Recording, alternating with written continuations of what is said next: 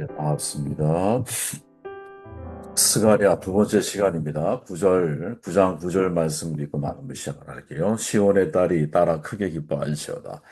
예루살렘에 따라 즐거이 부를지어다. 보라, 내 왕이 내게 임하시나니 그는 공의로우시며 구원을 베푸시며 겸손하여 나귀를 타시나니 나귀의 작은 것 곧 나귀 새끼니라. 내가 에브라임의 병거와 예루살렘의 말을 끊겠고 전쟁하는 활도 끊으리니 그가 이방 사람들에게 화평을 전할 것이요 그의 통치는 바다에서 바다까지 이르고 유브라데 강에서 땅 끝까지 이르리라. 무능이 권능을 이깁니다라는 제목으로 말씀을 나누도록 할게요. 스가랴에서 가장 중요한 구절에 속하죠. 우리가 지금 읽었던 이 구장 말씀이 메시아의 세 가지 특징을 소개하고 있습니다. 첫째, 그는 공의로운 분이시다라고 말하죠. 공의로운 사디크라고 하는 히브리어인데 공정하게 평가하신다, 공정하게 통치하신다 이런 뜻이죠. 둘째는 구원을 받는 분이에요. 구원을 베푸시며라고 표현하지만 히브리어 동사형으로 쓰여지면 구원받다라는 수동적 의미로 번역을 해야 되거든요. 다시 말하면 메시아적 왕 예수 그리스도는 스스로의 힘과 노력이 아니라 철저히 하나님께 의지하는 가운데 그의 사역을 감당할 것이다라는 말이죠. 하나님께서 메시아를 통해 구원을 베푸신다라는 거예요. 예. 메시아가 자기의 힘이 아니라 하나님을 의지해서 그 구원을 이루어 가신다 이런 뜻인 거죠. 세 번째로 겸손한 분이다라는 말이죠. 아나부지 아나부. 다시 말하면 철저하게 하나님의 손에 달려 있음을 그분 앞에 어, 자신은 아무것도 아니라는 사실을 삶을 통해 보이시면서 사명을 감당하는 거죠. 정리해 보면 스가랴가 말하고 있는 메시아는 사명 감당에 있어서 전적으로 하나님을 의지하고 있음을 나타내고 있죠. 한마디로 말하면 되게 무능한 모습으로 메시아적 사명을 감당한다라는 거예요. 스가랴가 전하고 있는 메시아, 평화의 왕으로 오실 메시아는 무능한 메시아입니다.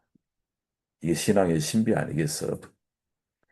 우리가 하나님 앞에 힘이 있다라고 자신의 힘을 과시하며 나아가면 사실은 되게 무능해지죠. 무력해지고. 근데 정반대로 하나님 저는 무능한 자입니다.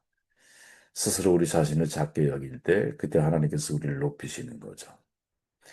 나귀를 타신 예수님의 예루살렘 입성은 승리의 입성이라기보다는 고난의 입성임을 암시하죠. 당시 유대인들은 권능의 메시아를 기대했지만 예수님은 겸손하고 무능한 메시아로 오신 거죠. 참, 이게 우리가 정말 인생을 살아갈 때 그리스도인으로서 놓치지 말아야 할 중요한 핵심 가치인 거죠. 많은 그리스도인들은 예수를 믿으면 내가 권능 있는 사람이 될 거라고 착각을 해요. 그리고 권능 있는 삶을 살아가기를 원해요. 성공하고 싶고 예수를 통해서, 하나님을 통해서 내 꿈을 이루고 싶고, 범사에 잘 되는 모습을 사람들에게 보여주고 싶고, 또 그렇게 돼야만이 내 신앙이 건강한 것처럼 우리도 모르게 착각에 빠지게 만들죠. 근데 사실은 우리가 예수를 믿고 나면 우리의 삶이 되게 무력해지고 무능해질 수 있거든요. 정확하게 표현해 보면, 아, 내가 진짜 하나님 앞에 무능한 자이구나. 무력한 자이구나. 내가 죄인 중에 괴수구나. 하는 사실을 더 절실히 깨달아가며 깨달아갈수록 우리는 힘 있는 신앙인의 길, 힘 있는 사역의 길을 걸어갈 수 있을 거라고 보거든요. 하나님은 스가랴 9장 10절의 말씀에서 무력을 무력화시키겠다고 말씀하고 있는 거죠. 무력을 힘이 없는, 그죠? 똑같은 단어인데 의미가 완전히 다르잖아요. 무력을 무력화시키겠다. 하나님은 무력한 메시아를 통해서 무력을 무력화시키고 있죠. 우리가 생각하는 무력은 똑같은 힘을 가지고 무력화되지 않아요. 이게 신앙의 신비고 이게 하나님이 만들기 원하시는 세상의 신비인 거예요. 십자가는 칼과 창 같은 무기가 아니라 무력을 상징한 거거든요. 무력하잖아요. 타인에 의해 조롱받고 손과 발에 대못이 박히고 침뱉음을 당하고 그죠? 신의 저주를 받아 죽은 것 같은 나무 위에 달린 자. 정말 무력한 모습이죠. 겟세마네 동산에서 예수님이 베드로가 체포하러 온 그 로마 병사들과 싸울 때 칼을 꺼내들잖아요. 그때 베드로에게 말하죠. 내 칼을 도로 칼집에 꽂으라. 칼을 가지고 다니는 자 다 칼로 망하느니라. 우리에게 이 믿음이 있느냐? 이 중요한 거 아니겠어요? 내가 내 아버지께 구하여 지금 12군단 더 되는 천사를 보내시게 할 수 없는 줄로 아느냐? 힘이 있다라는 거죠. 예수님이. 그런데 어떠한 무력도 사용하지 않고 아주 무력하게 끌려가셨고 아주 무력하게 십자가에 달려 돌아가셨죠. 근데 그 무력해 보이는 그 십자가가 무력을 정복한다라는 거죠. 무력을 무력으로 대항하는 거야. 네? 구분이 잘 안 되면 무력을 무기력함으로 대하는 거죠. 근데 그 속에 모든 인류를 구원하는 하나님의 권능이 나타나더라는 거죠. 과연 우리가 이 사실을 어떻게 받아들이고 어떻게 이 삶을 살아내야 할까? 그렇게 우리가 따르는 예수님은 힘을 과시하지 않는 분인 거죠. 오히려 힘을 내려놓는 분인 거예요. 힘을 내려놓음으로 상대의 힘도 무력화시키는 방법. 이게 십자가인 거죠. 이게 진짜 메시아의 모습인 거죠. 힘과 권력이 아니라 겸손과 고난을 통해서 승리하시는 분.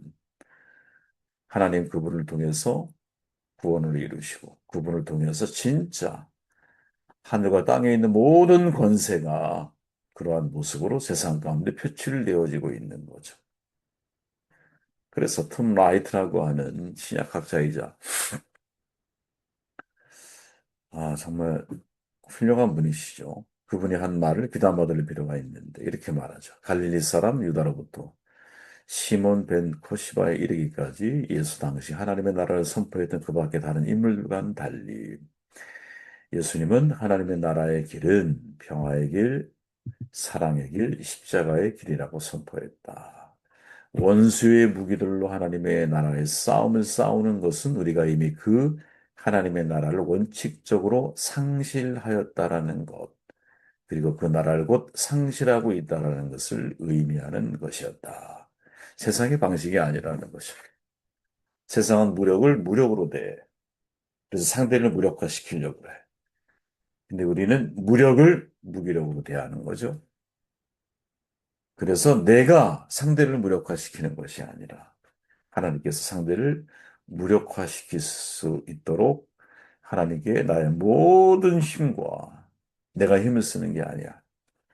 이게 얼마나 어렵겠어요, 여러분. 상대가 나를 엄청난 칼과 무기로 나를 죽이려고 대항을 해와. 그때 나는 편손을 가지고 무기력한 모습으로 상대를 대할 수 있겠느냐. 십자가는 힘을 주는 게 아니지, 힘을 내려놓는 거예요. 근데 힘을 내려놓는다는 게 얼마나 어려운 일이야. 수영을 잘하는 사람은 물속에서 힘을 쓰지 않죠. 물의 흐름을 타죠. 우리도 역시 마찬가지죠. 말씀의 흐름을 타고 내 힘을 빼고 하나님이 행하시는 것을 따라가려고 하는 그런 마음이 우리 가운데 있느냐. 그래서 여러분 이 모습이 우리에게 전해주는 중요한 교훈 가운데 하나가 스가랴에 흐르는 전반적인 신학적인 신앙적인 흐름인데 의존을 통해 사명을 성취하는 거죠, 우리는. 내가 무능하면 하나님을 의존해야 되잖아, 무력하면. 우리 일은 그렇게, 사명은 그렇게 감당을 해 가야 한다는 거죠. 보통 여러분, 자아 개념을 이야기할 때 네 단어로 표현하죠. 자아상, 자존감, 자기정체성, 자아실현. 자아상은 스스로 자기에 대한 인식의 상이에요. 그죠? 내가 느끼고 있는 나의 모습, 이게 자아상이야. 자존감은 자기의 가치, 자기의 능력에 대한 자기 평가죠. 내가 나를 높이 평가하면 자존감이 높을 거야. 상대를 낮게 평가하면 자존감이 낮겠죠. 자기 정체성, 자신의 현재에 근거하여 본 미래에 대한 자기 인식이죠. 내가 지금 나를 볼 때, 내 미래가 어떻게 될 거야? 어? 이게 자기 정체성이야. 그래서 그 사람은 그 정체성을 가지고 미래를 만들어가는 거죠. 자아실현, 자기 가능성에 근거한 자기 완성이죠. 우리의 자아상은 자존감을 결정하고요. 자존감은 정체성을 결정을 해. 그리고 이 정체성에 의해서 자아 실현이 얼마나 가능한가가 결정이 되는 거야. 그런데 여기에 스위스의 유명한 분이죠. 폴 트루니에. 그죠? 이 폴 트루니에가 이렇게 말해요. 인격의 완성을 이렇게 정의해요. 인격이란 신의 의존함으로 자기 자신으로부터 자유롭게 돼요. 신의 소명을 성취할 수 있는 인간됩니다. 와, 정말 놀라운 표현이라고 봐요. 트루니에가 바라보는 인격은 하나님을 의존함으로써 내가 나에게로부터 자유로워지는 거야. 그리고 하나님의 소명을 성취할 수 있는 인간됨. 이게 인격이라고 보는 거죠. 우리에게 이런 마음이 있을까? 자, 여러분, 사도 요한이 예수님의 삶을 정돈해 갈 때, 요한복음 7장에서 이런 말 하잖아요. 아버지께서 내게 하라고 주신 일을 이루어 내가 아버지를 이 세상에서 영화롭게 하였사오니. 폴 트루니에가 집중하고 있는 내용이 이 구절에 있죠. 그죠? 예수님은 아버지를 의존함으로 내가 하고 싶은 일에서 자유로워져. 그리고 아버지가 내게 하라고 주신 일, 소명. 그것을 이루어서 예수님의 인격됨을 드러낸 거죠. 이게 우리의 삶이어야 한다라는 거지. 그죠? 자, 성경을 보다 보면 여러분, 우리를 되게 무력하고 무능하게 만드는 것 같은 표현들이 있거든요. 예를 들어서 자기 부인. 성경이 말하잖아요. 아무든지 나를 따라오려거든 자기를 부인하고. 이때의 자기 부인의 강조점은 부인에 있는 게 아니죠. 주님을 따라가기 위해 나를 부인한다라는 것에 있는 거야. 우선순위의 문제라는 거예요. 자기 학대가 아니라는 거예요. 데이비 칼슨이 자기 부인은 자기 학대와 동요가 아닙니다. 자기 부인은 성경적 개념이지 자기 학대는 성경적 개념이 아닙니다. 이해되시죠? 나를 학대하는 게 아니야. 나를 무능하게 만드는 게 아니야. 나를 부정하는 것도 아니야. 오직 주님을 따르기 위해서 자기를 부인하는. 그죠? 자기 죽음에 대한 이해도 있죠. 바울의 말이잖아요. 내가 그리스도와 함께 십자가에 못 박혔나니. 그런데 이제는 내가 사는 것이 아니고 오직 내 안에 그리스도께서 사신 거야. 내가 죽었어. 십자가에 못 박혔어. 내가 완전히 없어졌다라는 말이 아니죠. 주님을 위해 사는 내 모습이 긍정되었다라는 거지. 예. 이게 완전히 다른 거예요. 그죠? 자아 죽는 거 얼마나 어려워. 쉽지 않아요. 완전히 사라지는 거, 아유, 이거 뭐, 이 땅을 떠날 때까지 불가능한 일일 수 있어요. 나를 죽여라 이 말이 아니라 주님을 위해서 나를 살게 하라라는 말이죠. 초점이. 자기 포기. 바울이 말하죠. 내가 모든 것을 분토처럼 여겨서 배설물로 버렸어. 질문해 볼게요. 로마 시민권 포기했을까요? 아니에요, 여러분. 그의 지성이 다 버렸어요? 공부했던 거 아니에요. 로마서에 보면 바울의 빛나는 이성이 있고 변론의 능력이 고스란히 오히려 더 많이 개발된 모습으로 나와 있어요. 말했죠. 로마 시민권? 아니, 포기하지 않았어요. 그게 주의 복음 전하는데 도움이 되는데 왜 포기해?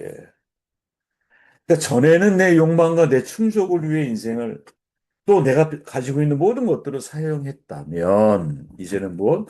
그걸 복음을 위해 쓰고 있다는 거죠. 다시 말하면 진짜 무능하고 무력해지는 게 아니에요, 여러분.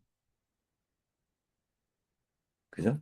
내가 내 자신을 강하게, 내 자신을 능력 있는 사람처럼 나를 위해 사용했던 모든 것들을 이제 어떻게 하나님의 일을 위해서, 내게 하라고 주신 일을 위해서, 내가 전적으로 그것을 방향을 바꾸고, 방향을 완전히.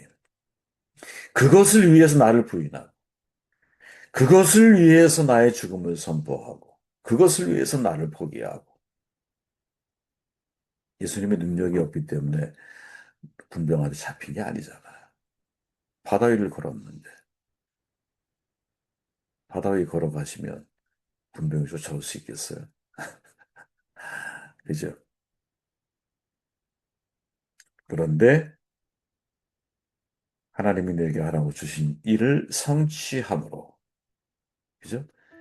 그게 진짜 인간됨이라는 사실을 너무나 잘 알고 계셨기 때문에 무능을 통해 권능을 이기는 이 대무능은 의전을 통해서 사명을 성취하는 그러한 길을 걸어가셨던 것이 아니었나 하는 생각을 하게 되었습니다.